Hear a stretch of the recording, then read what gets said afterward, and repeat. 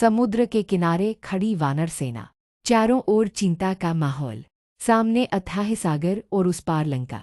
हर कोई सोच रहा था, आखिर इतने विशाल समुद्र को कौन पार करेगा। तभी सबकी नजरें एक शांत बैठे वानर पर जाती हैं। वो थे हनुमान, शक्तिशाली पर अपनी शक्ति से अनजान। तब आगे बढ़ते हैं जामवंत, वृद्ध, बुद्धिमान और अनुभव के धनी। वे हनुमान जी से कहते हैं, तुम वही हो जिनके भीतर अपार शक्ति है। तुम चाहो तो इस समुद्र को एक ही छलांग में पार कर सकते हो। जैसे ही ये शब्द हनुमान जी के कानों में पड़ते हैं, मानो उनके भीतर सोई हुई शक्ति जाग उठती है। उनकी आंखों में आत्मविश्वास चमकने लगता है। वे पर्वत के शिखर पर चढ़ते हैं और पूरी शक्ति से श्रीराम का नाम लेते हैं, जय श्री राम। और फिर एक जबरदस्त छलांग। धरती कांप उठती है, आकाश गूंज उठता है। हनुमान जी उड़ चले लंका की ओर। रास्ते में अनेक बाधाएं आती हैं।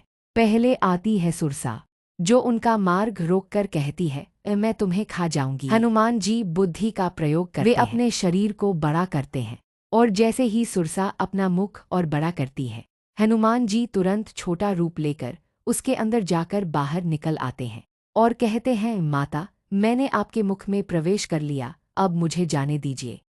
सुरसा प्रसन्न होकर उन्हें आशीर्वाद देती है। थोड़ी दूर आगे एक और संकट। सिंहिका नाम की राक्षसी, जो परछाई पकड़कर आकाश में उड़ते प्राणियों को रोक लेती थी, उसने हनुमान जी की परछाई पकड़ ली। हनुमान जी तुरंत समझ गए। वे नीचे उतरे और एक ही प्रहार में उसका अंत कर दिया। यह दिखाता है कि जहाँ बुद्धि काम न आए वहाँ शक्ति का प्रयोग भी जरूरी है। इन सभी बाधाओं को पार करते हुए हनुमान जी आगे बढ़ते रहे।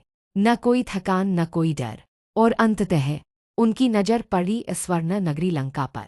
वे धीरे से उतरते हैं, अपने विशाल रूप को छोटा करते हैं और चुपचाप लंका में प्रवेश कर जाते हैं।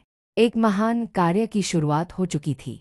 यह कथा हमें सिखाती है कि जीवन में हर किसी के सामने एक समुद्र जरूर आता है, लेकिन फर्क इस बात से पड़ता है कि हम उसे देखकर डरते हैं या हनुमान जी की तरह एक छलांग लगाने का साहस करते हैं। जब आत्मविश्वास जागता है और साथ में ईश्वर का नाम होता है, तो कोई भी दूरी बड़ी नहीं होती। क्या आप मानते हैं कि भक्ति में शक्ति होती है? अगर हाँ, तो अभी कमेंट में लिखें जय श्री राम और वीडियो को लाइक करके सब्सक्राइब जरूर करें।